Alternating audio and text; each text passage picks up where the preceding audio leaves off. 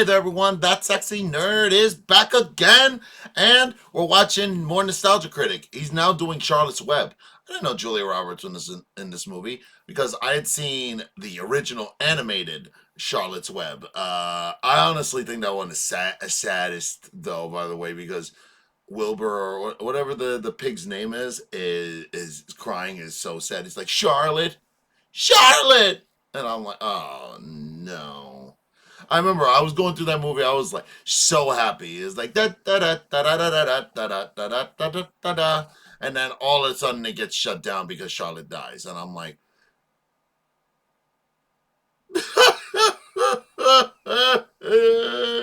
anyway, uh, you've seen me on my videos. Anyway, I've never seen this one. That's why I was like, I was kind of like, about watching it because I was like, ew. I think Dakota Fanning was the little girl. I was like, I'd already seen the movie. And I'm like, what? They're not going to change it. Not going to make it any sadder. It's not that. Not that. I mean, I always liked the original animation, and I was also jaded after how how some things were being ruined. It wasn't the Grinch, because I was like, the Grinch was actually pretty good when I was a kid. It was that Cat in the Hat movie I think started ruining things for me. And yeah, it was I don't know. It just it never occurred to me to watch this. I'm sorry if it's nostalgic to all of you, but hey, it's getting rectified today. Also, I want to say that unfortunately I had to edit down my Nostalgia Critic Twister review because it was not monetized. And unfortunately I do. This channel really needs the money. That's why I have started my Patreon, as I've been mentioning to you. So on my Patreon, I will anything that cannot be put forward, even Nostalgia Critic videos, because I don't know what they're doing. They're starting to copyright even Nostalgia Critic episodes. I'm still limited on the disaster movie, and I'm still mulling it over whether I should re-upload it because they're saying something about inappropriate language. I'm like, where is there inappropriate language anywhere in that review? I don't get it, but YouTube is YouTube. But yeah, so I mean, just remember, check out my Patreon, and you know what? Please smash that like button if you want to see more sexy and nerdy content, and subscribe if you think I deserve it. Remember, on my Patreon, I have full episodes of House of the Dragon, the my adventures. I have the last few episodes of my adventures with Superman. And so forth and so on. And I've also started with Batman the Cape Crusader. So, like I said, I will be putting my Nostalgia Critic episodes up who cannot make it past monetization. If you want to watch a full-length reaction to that, it'll be up on Patreon very soon. And let's do this thing, y'all. Hello, I'm the Nostalgia Critic guy. Remember? So you don't have to. That'll do, pig. That'll do. Okay, stop. Yes. What? Yeah, see, I knew he didn't. So I'll be honest, Dakota I don't Fanning. know what the current reaction to the 2006 release of Charlotte's Web is. Maybe a younger generation has grown up with this movie and loved it, maybe they grew up with it and hated it. But at the time it came out, everyone I knew had the same reaction, which was, meh. Nobody said it was a bad movie, but nobody had the same reaction they did to the original E.B. White story or 1973 cartoon. That was it. Now, most of us see the original book as a classic, but if we're going to be totally honest, the cartoon is a little corny. Zooey, what do you see? The greatest hog in history. Maybe a little bit corny. Maybe. But it's corny in a way that's simple and genuine. It isn't trying to give you an emotional powerhouse, it's trying to give you a small story that slowly sneaks in its emotional moments without you even realizing it. Similar to the book. Yep. The movie really doesn't do that. Really? It's all too aware this is a beloved children's classic, so it tries way too hard to give you a beloved children's classic, as opposed to just giving you a good story. But it's got a decent heart, doesn't play too much to what kids found popular at the time, and who knows, maybe kids did connect to the constantly emotional storytelling as, well, kids are constantly emotional. Either way, I'm gonna go back and see if this film captures any of the charm of the original story, or if it's just overprocessed sausage. Almost 20 years later, let's take a look back at the adorable Charlotte's Web. As the credits roll, taken from the illustrations of the book, we get narration from Sam Shepard. There was nothing special about Somerset County. It was a deeply ordinary place. hence why my enthusiasm is at Costner levels. He talks about a spring when everything became different. A little girl did something that would change everything. She survived the Cat in the Hat movie. There's medals for that, you know. Yep. It is Dakota Fanning That's as a funny. farm girl named Fern, who witnesses the birth of a litter of pigs, and might witness the execution of one too. Oh my god. What are you doing? Go back to bed. You're not gonna kill it, are you? Well, let me tell you where most of the meat and chicken McNuggets comes from. No, it's not fair. no. Can't help being born small. Careful. If I'd been born small, would you have killed me? How'd you know your mother and I had that talk? Oh, of course not, honey. Yeah. Says she'll take care of the pig, leading to an edit I'm not sure is meant to be funny or not. Absolutely will not let you kill him. Well, she lost that argument. But when she found out how delicious Wilbur was, she asked if their baby calf could be next. Fern was up before dawn, ridding the world of injustice. She does end up calling the pig Wilbur, and this is where Fanning's maybe too grown-up acting works against the film. See, she's supposed to like the pig so much, she sneaks him into school. I can see a kid who doesn't know any better doing that, but when that kid acts and talks like this... Right. If I'd been born small, would you have killed me? There's no difference. How could you be so heartless? This is unfair and unjust. Could you really see that same kid doing this and thinking she'd get away with it?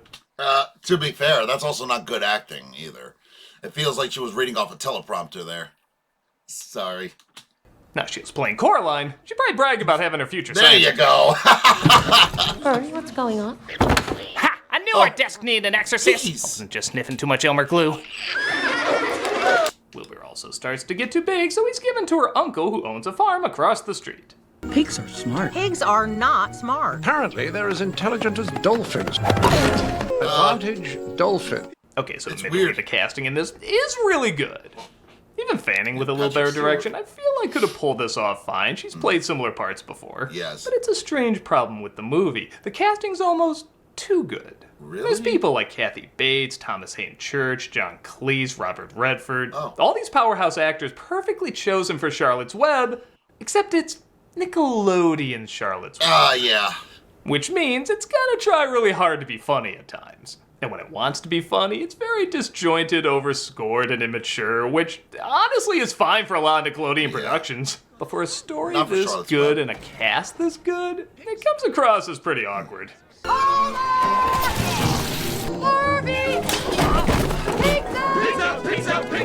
Part of that might be they What do you do have want, to work pizza? around the animals' movements, so it looks like they're reacting to what's going on, and yeah, I'm sure that's hard to do on what I'm sure was a tight shoot, so there's a lot of heavy editing whenever they talk, which makes it tricky for us to get into the moment because there's always an edit every few seconds. You grow hair. Grow hair! Good one! Excuse me. Is that your contribution to society? Also, while most of the casting is pretty good, Cedric the Entertainer as a goose is really weird. Really? What's going on over here? You need something snappy, like Pig Supreme. Why? Oprah Winfrey plays the other goose, and she's fine, but everybody... Like Pig Supreme. Oprah Winfrey plays the Oprah? other goose, and Also, I'm sorry. The way that goose moved its neck, Oprah Winfrey goose, I guess, like that was straight out of my nightmares. she's fine, but everybody has a farm-type voice. Even John Cleese, you could sort of connect to an old British farm, though what the hell is an English sheep doing in Maine? wow. And Cedric the Entertainer just doesn't match that at all. It'd be like having Maggie Smith on In Living Color. Some things just don't go. That's why they can talk. Because what's good for the goose is good for the gander. Do you understand the words that are coming out of my bill? Oh wait, they did that joke in Doolittle. And we all knew that film pulled it off great. Wow. I think I'd better stay here. Who's playing the Ben's gonna be pig? back soon anyway. It's also interesting that they keep the same young voice for Wilbur throughout the film, even though he is supposed to grow up a bit. But A, it does make sense kids would relate to a character that sounds more like them than, well, Henry Gibson. And B, Babe. Babe, Big yeah. hit. Big hit. We want something that's like that big hit. Yeah. Hi there. Fine. The film isn't all fast edits, so it does take moments to slow down and let us know some of these animals. Steve Buscemi plays Templeton. Again, pretty ideal casting. Yeah. And while CG most of the time doesn't look like he's really there, he moves like he's really there. Getting down the believable twitches a rat usually has while not distracting from what he's saying. So really, this movie should have just been animated again. Why? Why did it have to be live action? You just should have just made it live animated again. Surprisingly, if anything, it plays more into it. For your information, pig, We were here long before your kind, and we'll be here long after. We character actors practically built the entertainment industry. I'm expecting you to finish your homework and go straight to bed. But Mom, I always tell him goodnight. We spend so much money keying this from day to night and dubbing in that good night line. It'd be a shame to let it go to waste. Right. Good night. Wilbur feels bad for not being told goodnight, but a voice calms him down, saying if he goes to sleep, she'll show who she is in the morning. And this, of course, is a spider named Charlotte, and... Well, still want to chat? By God, they're trying. Okay, so it's clear you can't go the human face route like in the cartoon because that'd be even more creepy. Yeah. So can you guys shoot this thing from a distance, like let the voice work do all the heavy lifting? Or you have to give an amazing design that'll win everybody over. Yes, the animals say she's ugly, but they're clearly trying to make her look cute. And yeah, it's hard to make a spider look cute. Even that Lucas the spider, who was originally designed to be cute and make people less afraid of spiders, still pretty damn disturbing. While this is nowhere near the creepiest spider anyone's seen, it reminds me of that Simpsons where Homer suddenly wants to keep a lobster as a pet because he sees him as cute while no one else does. I feel like this is what the filmmakers saw, and this is what half the audience saw. It's a valiant attempt, but I don't think any kids bought any dress-up spider dolls after this. You have all your meals brought to you in a pail. I don't get that kind of royal treatment. Also, if you watch my channel, you know I'm not the biggest Julia Roberts fan, and I think picking her shows even more how too self-aware this film might have been, choosing who everybody called America's sweetheart at the time to play the role. Similar to how Tom Hanks plays Mr. Rogers or Geppetto or Walt Disney to a point where it's kinda distracting. But I have seen her good in stuff, even in voice acting. And this is unoffendable. And have my beauty steal the show. Now go on and show them what a radiant pig can do. Much like Mary Poppins, you need someone that can have a simple, loving demeanor that kids can connect to, but an elegant yet firm directness that shows she knows how the world works and can be very wise. It's trickier than it sounds, and yes, Debbie Reynolds nails it in the 73 version. Yes. Roberts tries and sometimes gets it down, but she's more like a nice neighbor than eloquent wise woman. I think now is the time for me to say, salutations. I don't for a minute believe she would ever say that. And when the character that introduced that word to most of us can't make it sound convincing, that's a huge problem. Ooh. But she does have more interest than our dear narrator. There's an old expression that says that ignorance is bliss, and I'm inclined to believe it's true. Like when I asked the director, how am I doing? And he said, fantastic, lots of personality. Bliss. Time passes as the goose hatches her eggs, but one of them goes rotten. So Templeton takes it.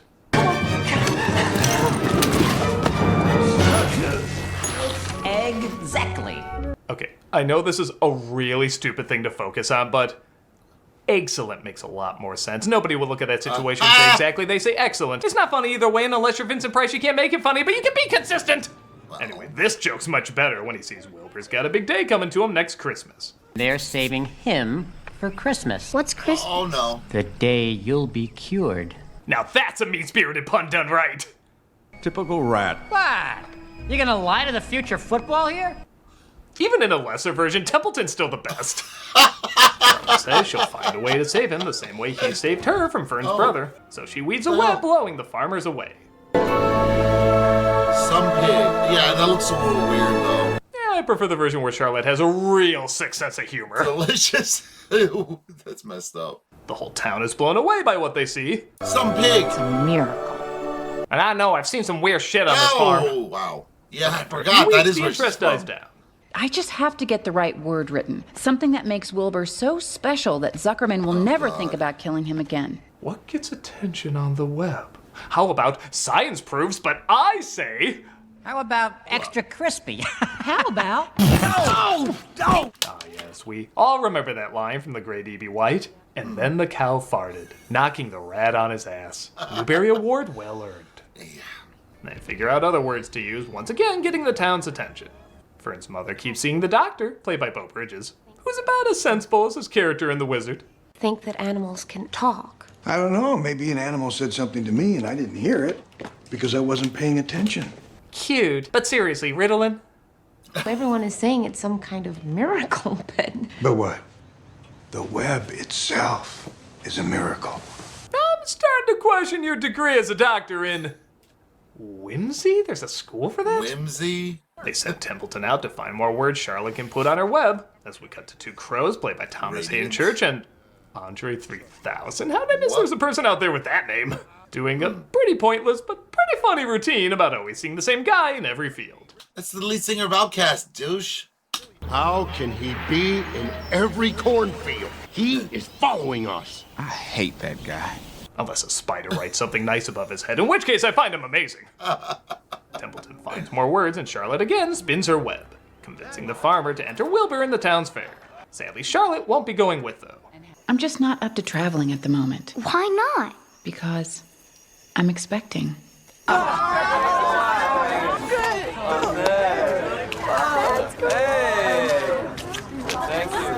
They bathe Wilbur in buttermilk. I've had this dream.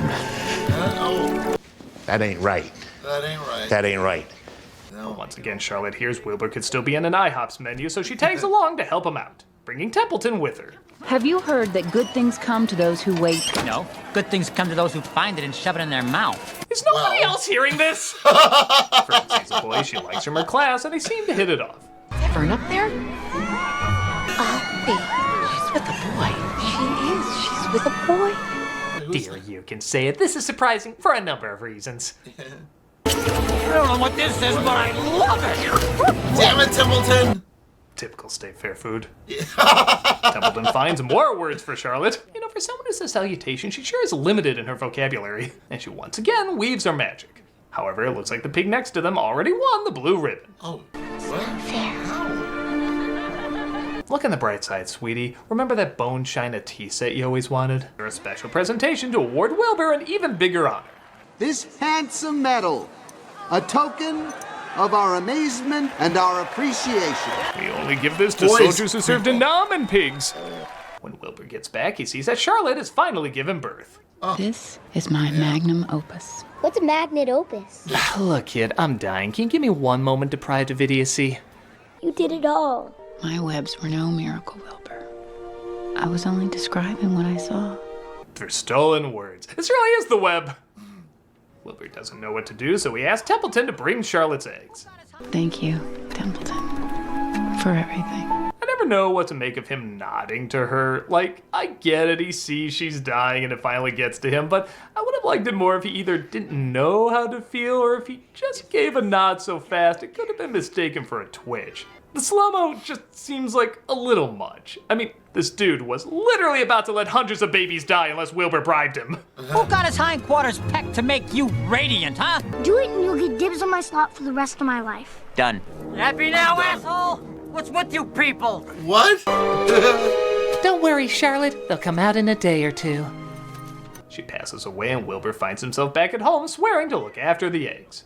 When they finally hatch, though, they literally take off. Please don't go. That was so sad. Wait!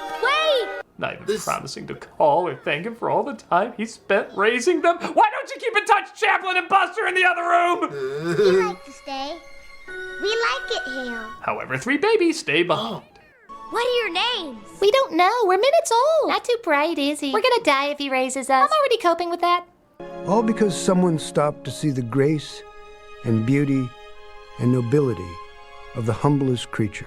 The little girl I mentioned in the beginning. Oh, wait, I mean the spider. Wait, we kind of go back and forth on who's the lone hero here. I get it. We're all here because a determined little girl. You did it all. I was only describing what I saw. A little girl did something that would change It seems a everything. little much. It is not often that someone comes along who's a true friend and a good writer. Charlotte was both.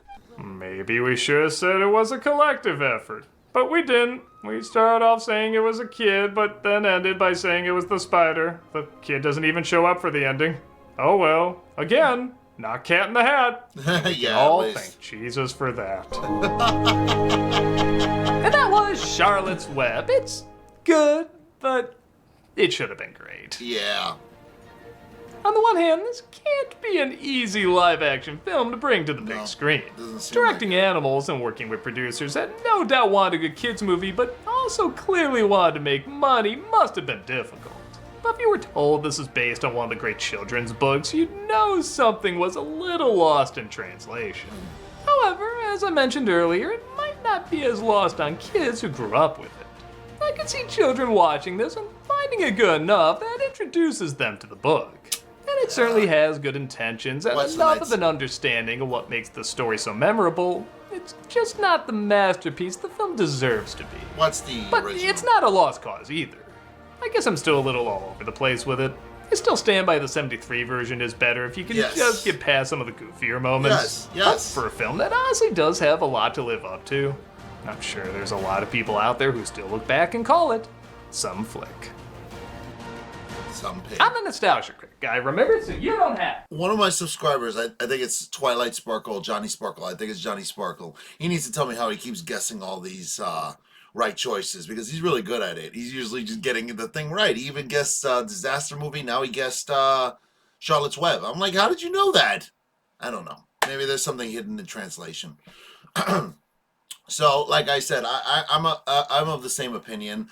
I believe that you should just watch the original cartoon instead, and that this movie shouldn't exist. But you know, if you end up watching it, like whatever, right? I mean, the stuff Steve Buscemi as a rat is actually pretty funny. I remember the rat too, Templeton. I was like, oh man, I forgot he was a little shit. But anyway, yeah. Let me know what you think he'll do next, and also let me know in the comments below what you thought of this movie, how you guys experience. If you guys actually watched this movie before. If you guys actually watched this movie over the cartoon, or if you ever even watched the other cartoon, let me know in the comments below. And remember, please smash that like button if you want to see more sexy and nerdy content, and subscribe if you think I deserve it. And remember, check out my Patreon. I will be putting up Nostalgia Critic episodes that I cannot monetize up there, and I'll see you on the next episode.